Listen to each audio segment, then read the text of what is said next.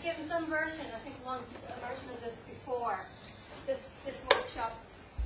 The reason I actually like doing this workshop is because I really do think metaphor is just incredibly important. And I'm not talking about metaphor in terms of, you pick the one out of the book that you think will sort of do the trick, and then you just sort of apply it and think you understand it a wee bit, and then you explain it to them logically and destroy the entire metaphor. Well, that's what I often do anyway. And then I've made a complete vortex of it. I had to go and say, oh, well, it was a wrong metaphor, and I'll pick another metaphor. Okay, and not understand it for that reason. I mean understanding how metaphor works.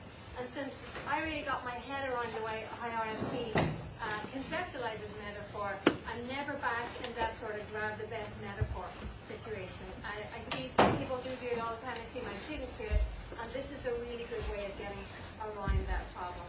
So we're talking about understanding the processes of metaphors and harnessing those processes in a way that will allow you to create your own metaphors that do exactly what it says on the tin. You want metaphors to do what the metaphors are meant to do.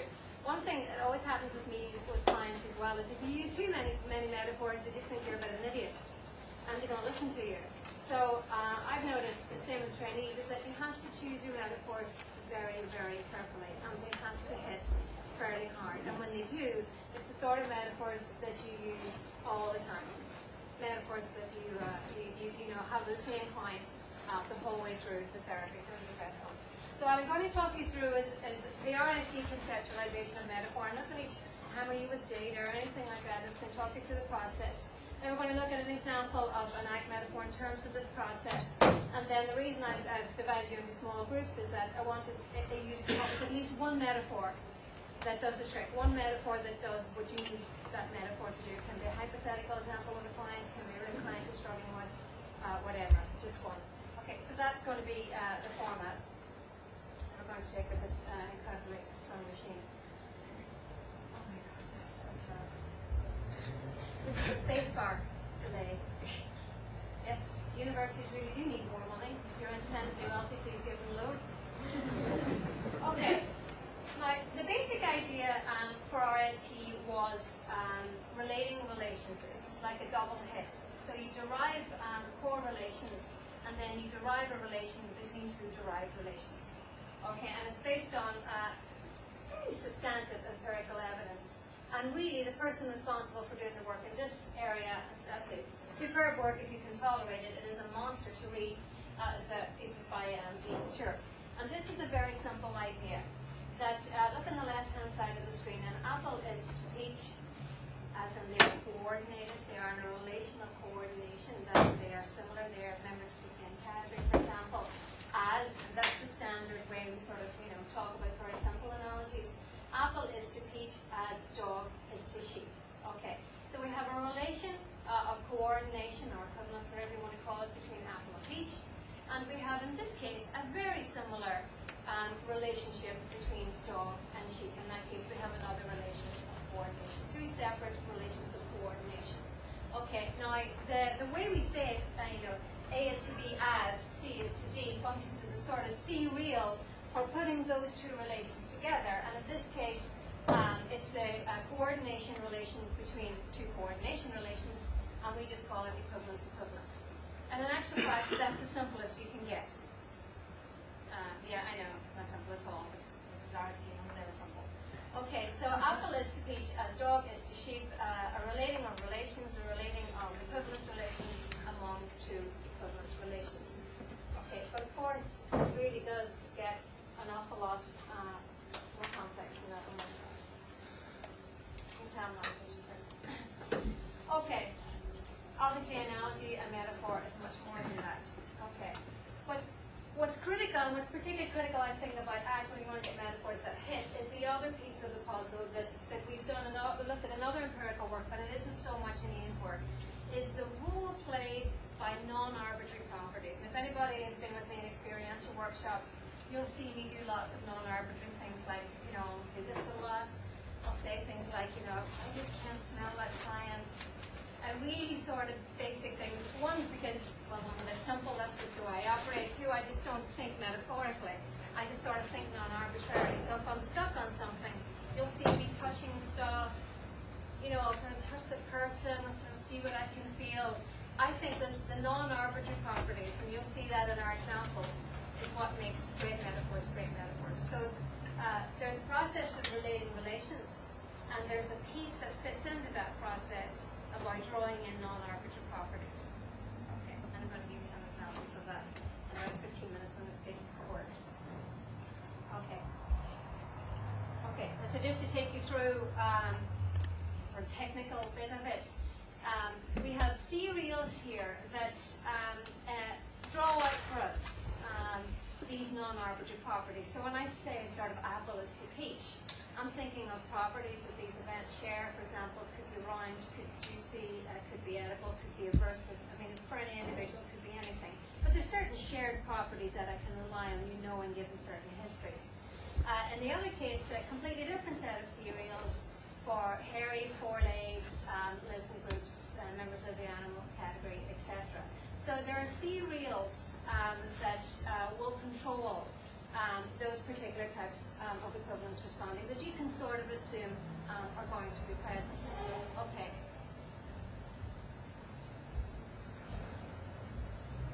Less assumptions, of course, and the metaphors are much more personalized.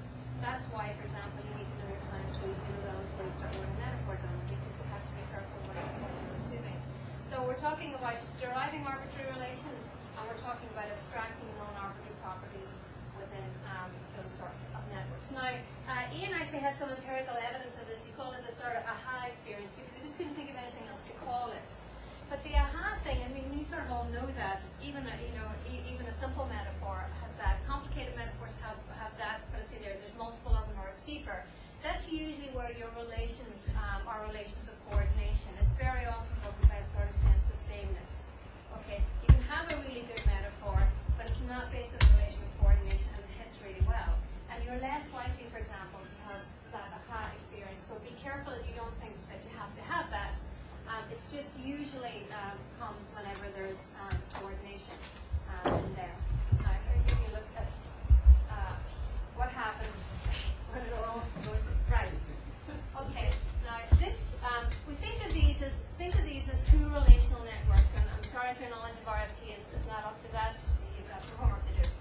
On the left-hand side, we have one relational network in the green circle, and on the right-hand side, we have what we would call another relational network.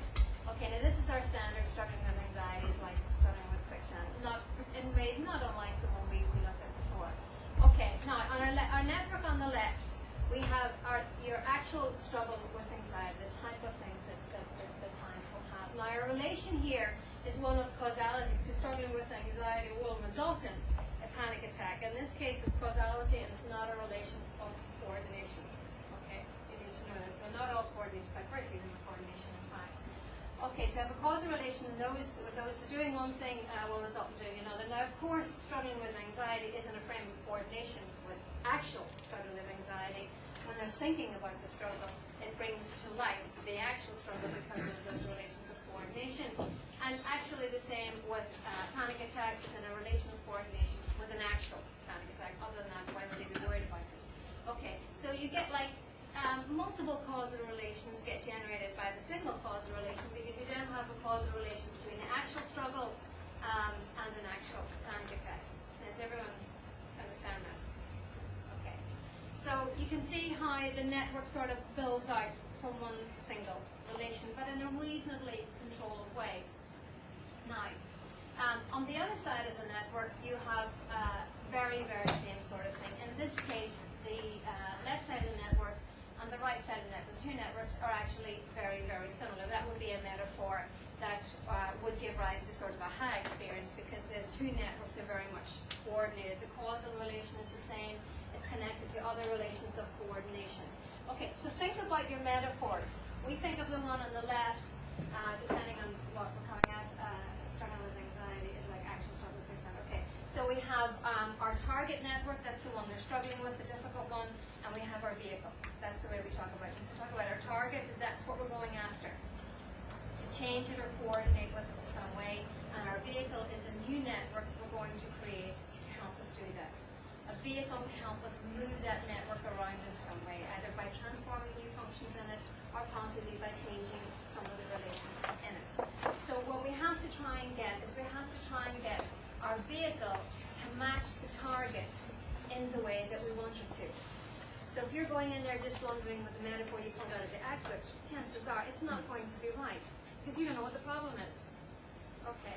Now, not that this is the solution, but in my experience, doing active experience of training, this is a very good way of making you think about what I need to do in this metaphor. What's critical here, functionally, not topographically, of course.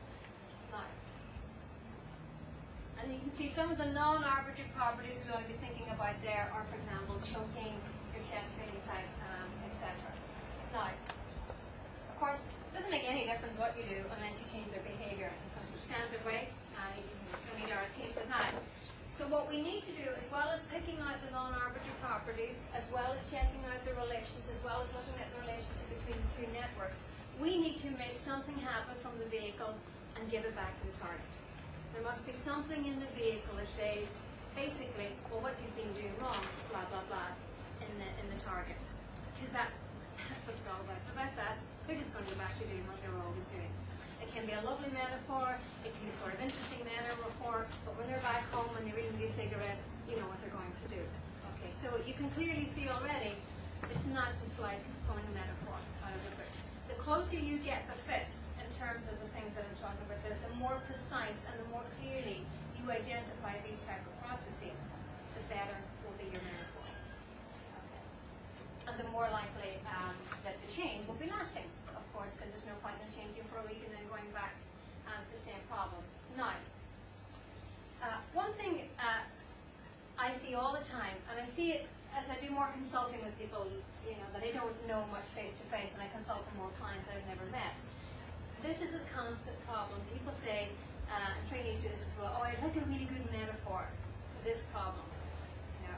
You know, you've got bigger problems than your metaphors there, 9 times out of 10. The problem is you're desperate for a metaphor because you feel terribly stuck, and you think you don't know what you're doing. You feel like a really crap therapist and all that, blah, blah, blah. Okay, so you have to be careful about how you approach your need for metaphor.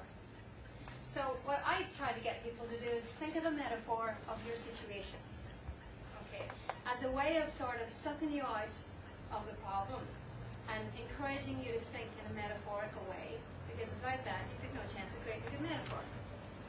Okay, so you get in this sort of verbal loop, but out of a verbal trap. Okay, and if you can't really think of a metaphor of your own situation where you feel all the feelings, you're not really going to be very good with your clients. Okay, so you might need that as a first place to start. You might feel that you're in safe enough territory. I'm not really too sucked into this problem, etc. But you might. So it's very important sort of place to start with. Can anybody, for example, come up with a metaphor of when they were desperately looking for something for a client? Yeah. I thought that this is a joke. I thought it must be international, but of course we have a local hero, and he has lost a $5 bill maybe. And so a friend comes in and he looks looking for it. And it's night, huh? And there are bridges in those Alps. Okay, and he looks on the Great Bridge, the Grand Pont. And the friend comes and says, oh, what are you doing here? So I'm looking for my $5 bills. And I test with 5 friends. And I said, okay, then what? You lost it here? No, I lost it on the other bridge. And, like, why are you looking here? Because the lights are so good here. Okay, another one. Somebody else come up with another metaphor. Or, you know, there's times when you just think, oh God, yeah, I really should have got a different job. Yeah, no, it's her. It's a willingness problem. It's definitely her fault. Yeah, she's definitely going nowhere, etc. Come on, the way you get that sort of trapped thing. Which one of my therapists very often use something like, I'm just standing in a dark room and I'm desperately, I see a door in front of me and I've been for the last hour going, oh, get the door open! I just didn't realize there's like windows all around. There's windows everywhere and there's me like nearly pulling the doorknob off. I'm just so desperate to say, desperate to get a metaphor, because if I clinch that metaphor, this client will be better, I'll be an amazing therapist, etc. In actual fact, there's plenty of ways that you just have to stand back away from the door, stand in the middle of the room and say, which one of these windows is going to be better for me? There's not a clinician in here who hasn't had that desperation. Just frankly won't believe it, so you are. Okay, so you know, you might need need that, but it's very worth keeping in the room in case you get pulled metaphors out of a hat, like Trick's problem, because it's not like that. I'm doubting that word. I even hit the key. Go twice on it. I just hit that button, didn't I? You didn't see me in that.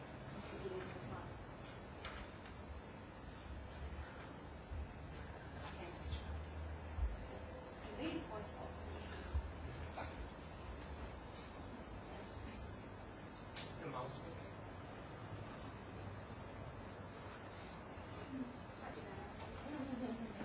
Okay, now I'm just gonna you've seen all that.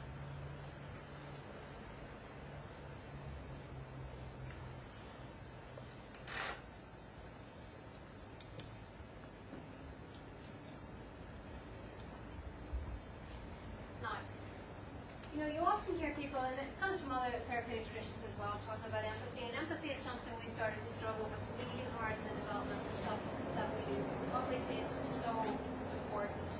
But I always remember this Bob Hollenberg talked about once is whether therapists are born or made. And he's sort of this opinion that sometimes they're born. I think sometimes they're made too, but I do think sometimes they're born. I think there's an incredible skill some people have. Robin's my best example of that. She just seems to be able to get right on the same level with her client, almost to the point where you can sort of, she looks like she nearly feels what they're feeling. Now, doesn't mean she really is, but they think she is. So you want to get with metaphor, you want to get into position where the metaphor is not about logical instruction. The metaphor feels to them like you sort of understand what the problem is. So there's a sort of an empathy in here underneath this. And where I think the empathy comes from is you being able to contact some of the sort of somatic symptoms and some of the detail that person's struggling with. Perhaps Irish clients are different, but 9 times out of 10, you're halfway through therapy before they told you the truth about what the problem is. Or, they're not aware of what the problem is either, but it's very hard to get a handle on what they're really struggling with, what the feeling problem is, what the thought or the main problem is. And so that makes it very, very difficult for you to get the metaphors really targeted.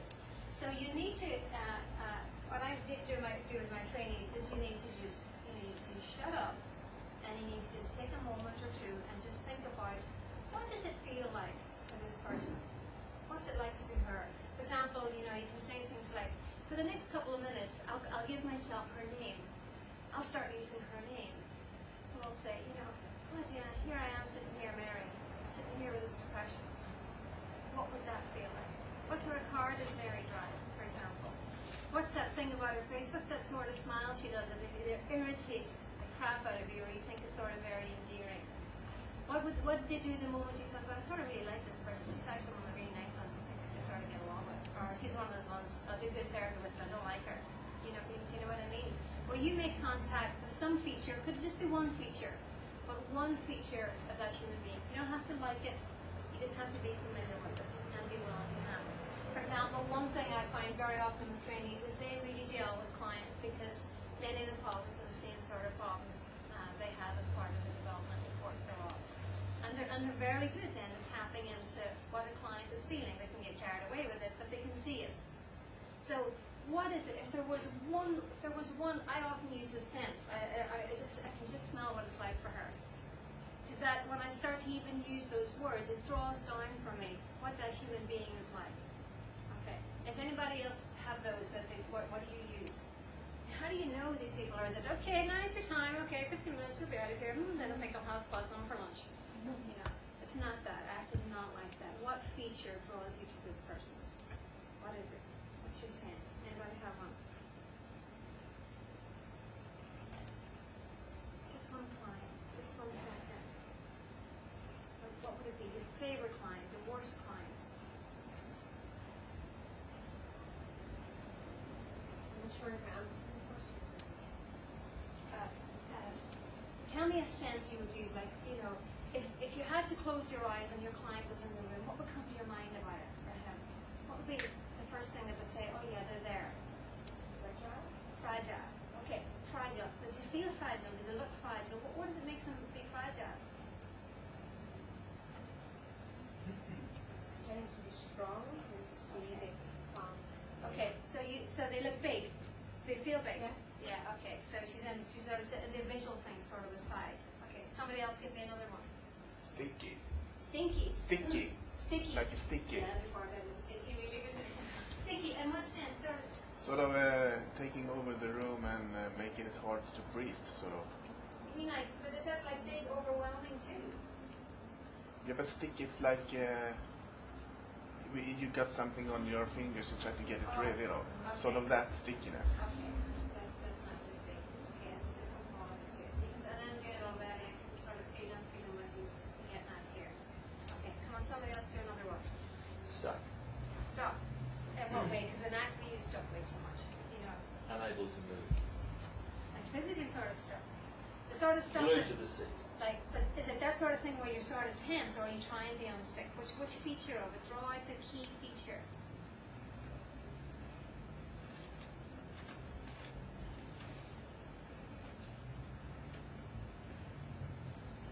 Sense of stuck as a fly on a fly paper, struggling but unable to escape. So he's sort of struggling, not just motionless. Well, motionless, but trying. There's a trying there. Okay. So you see what you're doing here is you're taking this sort of pot of things that you might sense or feel, and it's light. You're just distilling up and up and up and up and up to the critical thing. Because they don't just come in and have this little problem and it doesn't connect to their other problems. Obviously, this is part of the way they operate. Okay. Now, if you do that sort of distillation process, you'll maybe make one or two errors where you're slightly at the wrong level, but you will reasonably quickly get to, I mean the problem, but get to what you're looking for in that context. And you don't need to do that very often to learn what this human being is about. Okay, so what sense do people think? And I sort of think in a very olfactory way. Okay, what modalities do people operate in? You want to get you working non-arbitrarily. Very visually, It's very visual. imagery-based. Okay. Others. Is anybody very tactile? I don't mean touchy-feely because I'm actually not very touchy-feely at all. I just mean tactile. As in, I could appreciate where that person's coming from by sort of just, I can sort of feel where she's at here. In the therapeutic moment, it's both very visual and very somatic. Is that what you mean tactile-wise? Yeah, it can be. Or it could be like, for example, I often use this metaphor in workshops where I'll say, take a second and move over in your chair and make a little space. And anybody who said they were fortunate to be with me in a workshop knows this. Take a little space, and make room for whatever's in the room for the client. Now, when you're sitting with the client, then I'll nearly always have a space in the chair. And I'll just be holding on to the space thinking, what's coming in here at me? If I left the space for them, okay, I want to be open to what they're giving me. And when I'm sort of struggling, I'm trying to sort of make contact with this person, I will very often just rub that space in the chair. It just allows me to be thinking through what is coming down at me. And I'll always use that with my hand as well. What's coming down at me in the air? And I'm using this very flowery language, but I'm trying to build up a non-arbitrary picture. What's coming down at me? What am I making room for? Just in the second, right here. And yanking myself out of that sort of really verbal yak, I'm supposed to be a good therapist carrying on here. And just making contact between me and the chair allows me to be in a space where I'm much more open to what they give me. That's just the way I do it. That doesn't mean it's the right way to do it. But it very often allows me to hook into key non-arbitrary properties, which sort of deverbalizes me from whatever's going on for me at that second. And it very often creates an illusion as well, where I can set up that the metaphor's going to work. Because there's a certain understanding that I'm listening. That whatever you give me, I'm going to be okay with it. It's sort of implicit in the non-arbitrary properties. That's why I like the space one. Okay. Now people do it in more traditional ways, like they have sort of body gestures that look like you're more open, etc. But they just don't work for me. Creating a space in the chair works for me and works for clients implicitly that, okay, let me have it. Whatever it is right now, let me have it, which of course fosters more wellness and more openness. Can somebody think of another example of like a physical metaphor, something you could do that might sort of to hook you into non-arbitrary properties and create an illusion, if that's all it is, that you might be completely open to what they have to give you, to the things that they never want to say, because that's what they do. I'm not sure if it's something, but I use gestures, Okay. and I think maybe there could be something in the kind of gestures I make, in what I'm trying to convey to the patient, so what is from the patient comes to me. Yeah, exactly, because it's not about conveyance, it's about taking in. Now, it could be an Irish thing as well, but for example, we would rarely touch clients. We can do, but we rarely touch them because it just sends you off on a different tangent. It's not really about receptive, it's about you giving out something to them. That's not what this is about. It's about you taking something in. Okay, so like Robin, for example, does this. That means, come on, give me some more. I've tried that a couple times in Ireland, but because I'm Northern Irish, it sort of looks too aggressive. So I don't do that one anymore. It's sort of challenging you to sort of, it sounds aggressive, yeah? Take my glasses. Take your glasses off. That's a good one. That's a good one. Because very often clients will read that like, I'm really mental. Because he's really struggling with me here. He's really worried the glasses are off. Or sometimes you lean forward in the chair. Really, not to be really in their face, but to lean forward as a gesture that says, I'm listening. I'm feeling tense for you. This worries me. Something important is to be said here. You could probably do, I think early on when I didn't know about metaphors at all, I used to do very good therapy just by those sorts of motions. And there are many brilliant therapists and out-of-act therapists, and that's very often what they do. Other gestures that pull you out of your verbal game back into the world of feeling what people feel. That's why they have these thoughts, because they feel that. What is it you want to pick up on? Where can you catch it? The voice, Their sort of voice. high or low, whispering. But you don't have, you mean your voice? Yeah. Yeah. Yeah. You can create a sort of, like a soft voice, it's very safe. It's a very safe place. It has connotations as well of, it's going to be okay. I'm not going to be annoyed with you. I'm going to be pissed off. Other modalities you can use come up. You must do them. You probably do them implicitly. But you just don't know what you're doing. You're just creating a place where there's non-arbitrary features. Sure. That's what you mean. If it's stuck for a minute, you get out of the chair. Sometimes you ask how do you get out of the chair? Do you move around? Or do you physically put something on to the stone? Okay, maybe you could do that. Yeah, you might lose a moment a wee bit if you did that. It's possible, but yeah, come on, others. Wants to do, yeah, Slowing things down and just watching your face. their face. Yeah, I do things like if I'm really having to push them, if somebody's really sticky on me, that you sort of lean forward, or you very often I'll go, and I'll lean back, and I'll just take one of those sort of deep breaths. And it very often conveys to them either I'm really thinking of something important that I'm just about to say to you, or I'm sitting back here waiting for you to say something important. So I'm giving you plenty of space. It's like the opposite of being for function, it's the same thing. I'm giving you plenty of space to give me whatever it is. Okay, another one.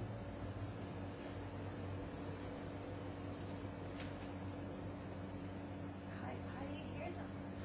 Otherwise, how do you hear them? Apart from blah, blah, blah, blah. Sorry, go on. You do that. Okay, and what are you feeling when you do that? Or Help what? me. Help me. Okay. Is there a frustration in there, or is it, Please help me. please help me? Okay. Please help me. Okay, another one. Come I on. guess I've not really been aware of this, but I do probably go like this. Yeah. And I think maybe what It's pronounced. maybe what I'm doing is going, I'm going to shut up for a while and listen to what you. And that's the sort of thing you do when somebody's telling you things you're not sure about. It has a sort of gentle confusion about it. Like, I'm just going to keep tight-lipped here. I'm just going to be listening. Yeah. Well, I'm not sure I'm really having a struggle to understand what it is that you're asking Okay. about. I'm asking how you listen to your clients, if that's not words. And how do you draw out what you really need to hear to understand what you're going to be doing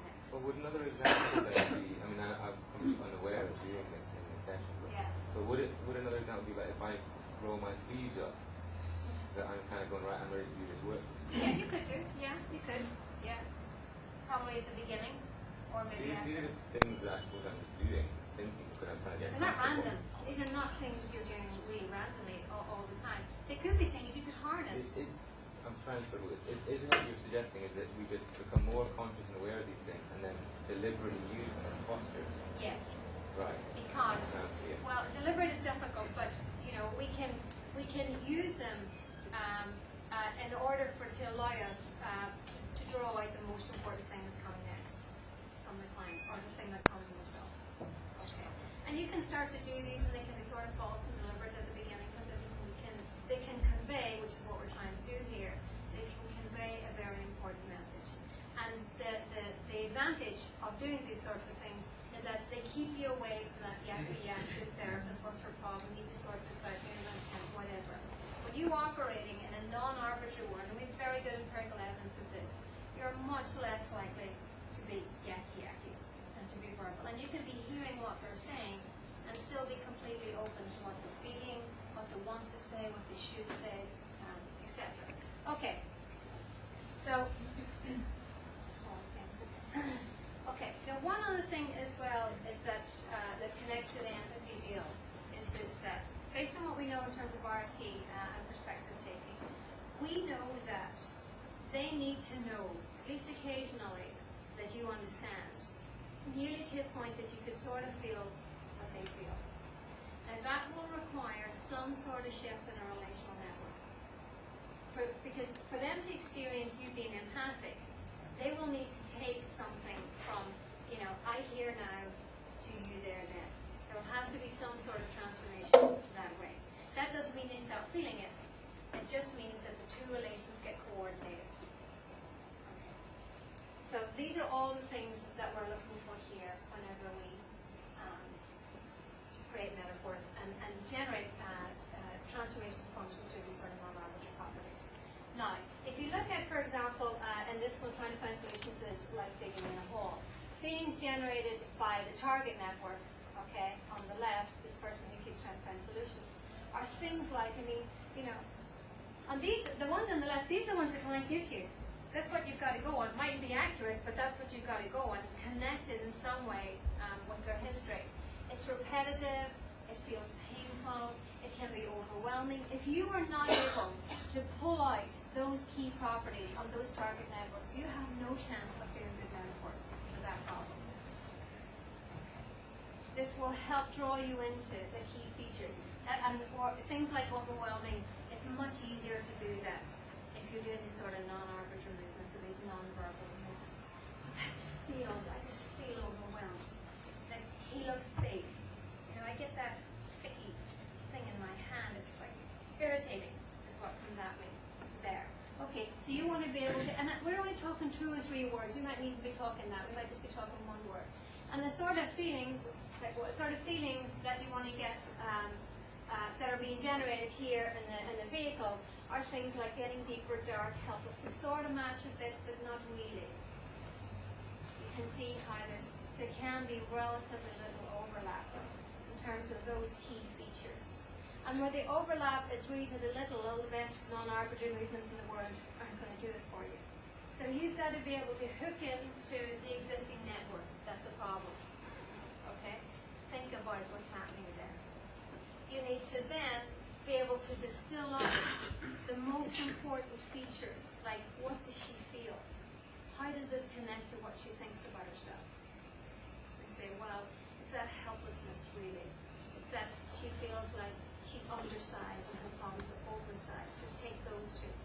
You want to then create a metaphor, a new network, okay, that gives her some sort of shift in perspective about that by harnessing those features. Okay, that's what you're doing in metaphor. Now, this person says you're probably doing very good metaphor implicitly, but you could be doing them a whole lot better if you could just harness these things and be precise and focused in any instance about what their problem actually is, what they're saying their problem is, and what's coming at you in the room. And you can do all that, and you can still be very consistent and completely RFT consistent.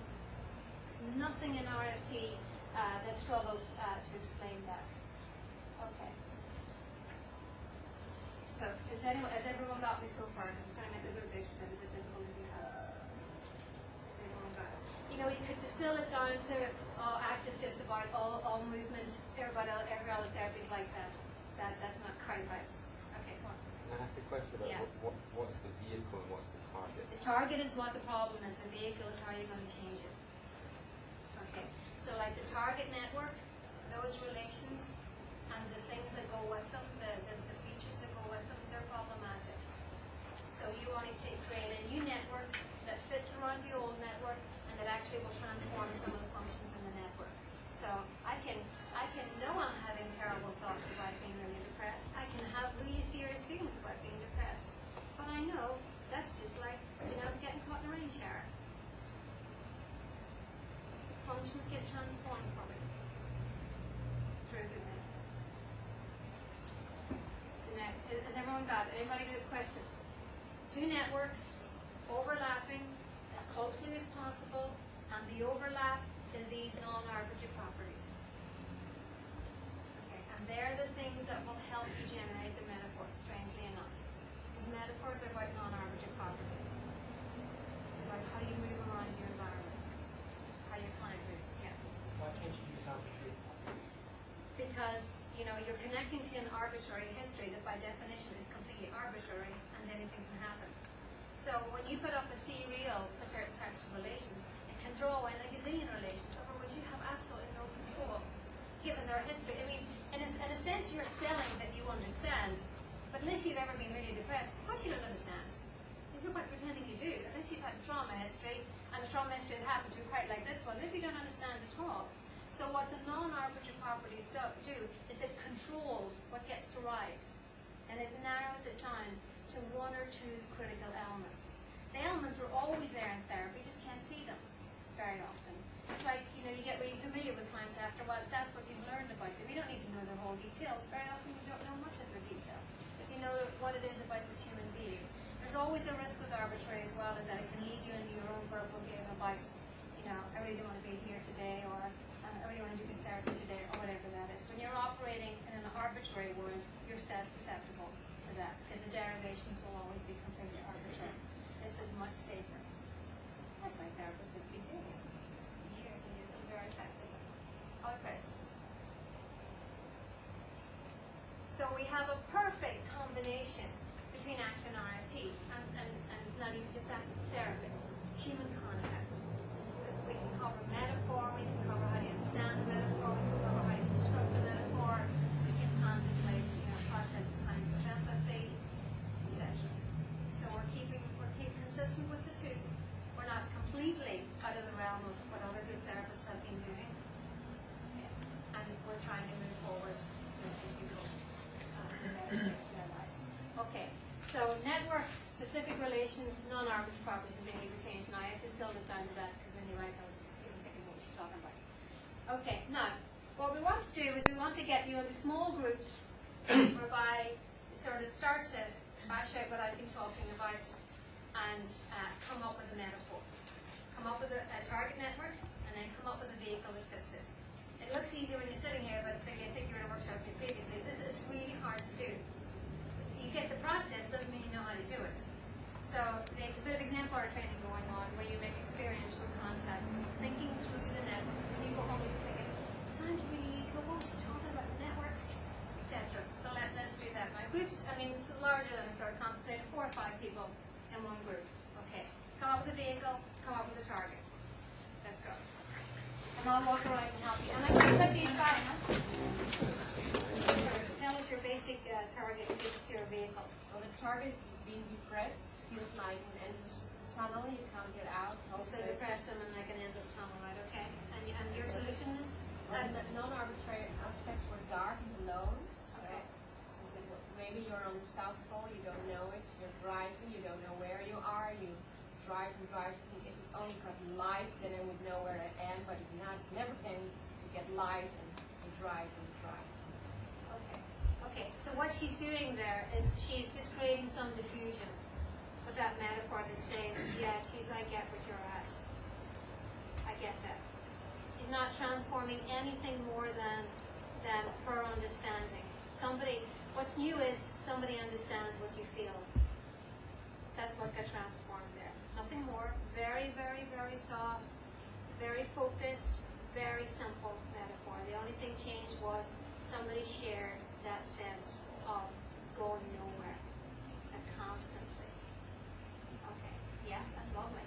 Okay, somebody else in the other groups? We have the problem of being in this workshop and feeling like I don't get it. Okay, And I'm commenting on the that's fact- obviously silly. Maybe a real problem. I will thank your mind for that. And first we got stuck with the melting idea at work. Yeah. So we ended up with a snowman in the desert. Sorry, just to back up, it's like a client who sort of felt like, his life was just melting away from him. I don't do something in life, I just drift away. So the snowman is running to escape from the sun. Okay. Well, and he better just find a spot in the shadow so let's get out of it as much as he can. Okay. And then you get to smell graceful. Yeah, because he's melting anyway. He's melting anyway. Okay. And then a new metaphor after that could be, that's not who you were anyway. You see how we could spin that one? The first thing that you're adding in is acceptance. Yep. Maybe you just need to stop running and lie down and be melted on. Yeah. Maybe you just need to be a melted person. How would it feel to be a melted person? Okay, so the snowman is nice for that because meltdown was really sort of critical. Okay, it has that helpless quality. It has an inevitability to it as well because they'll always melt. It'll always come somewhere, especially in Ireland. It'll always come. It'll always melt.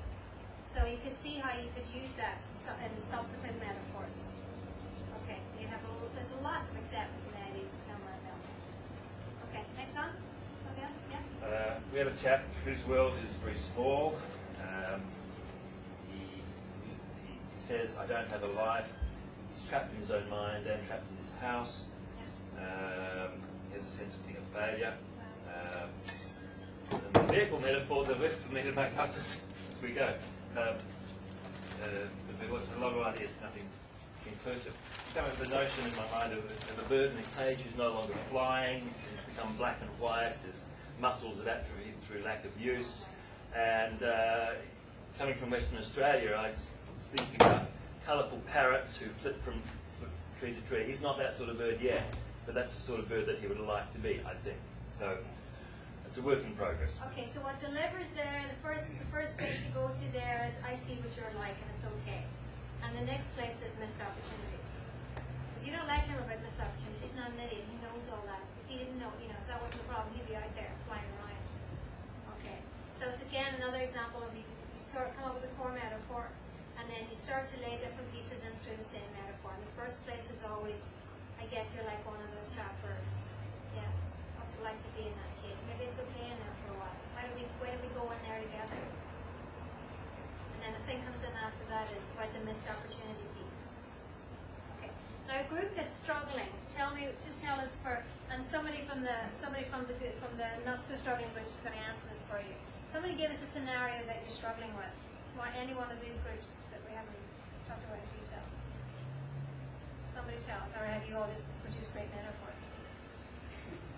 Use the right hand. It's great metaphor. That didn't work. For somebody you never met. We have one.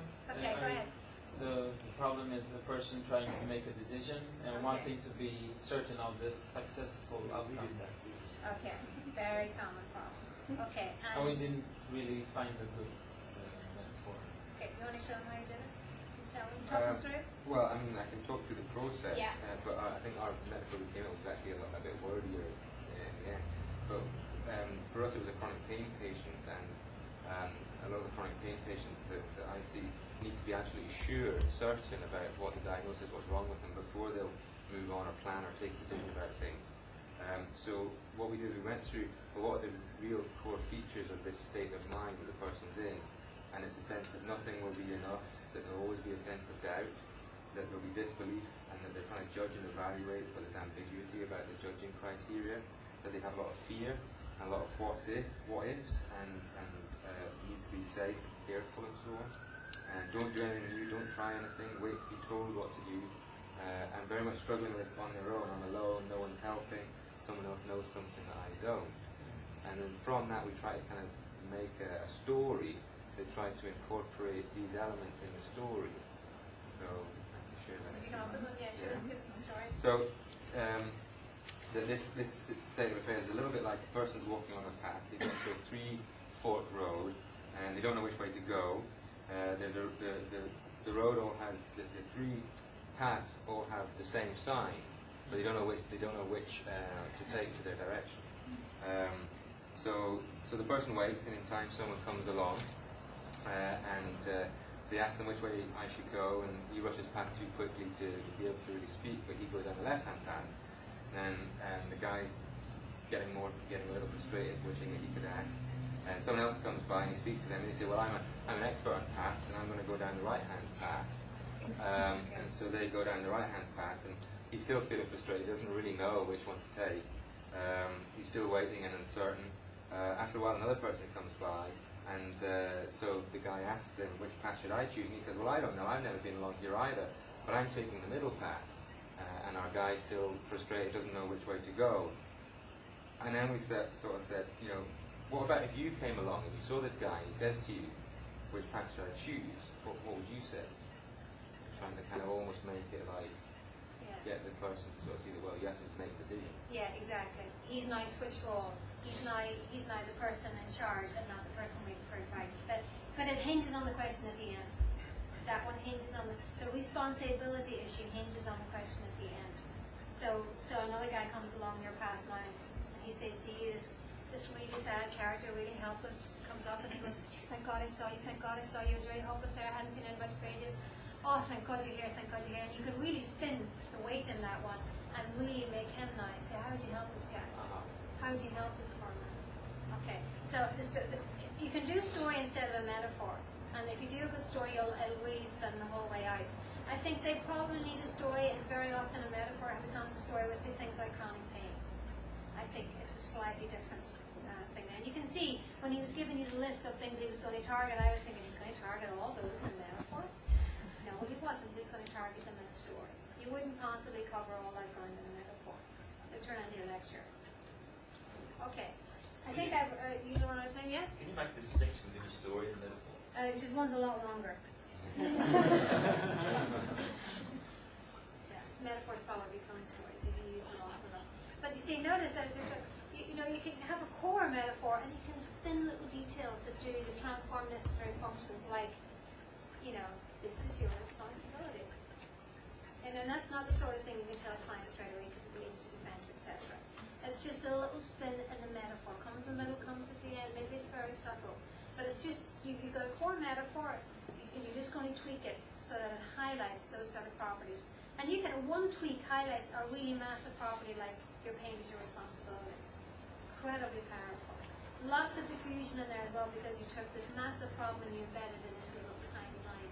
Sort of makes them look a bit silly really. Makes the whole thing look a bit futile.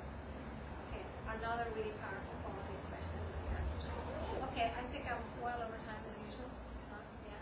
So we'll basically talking. Well, thank you all for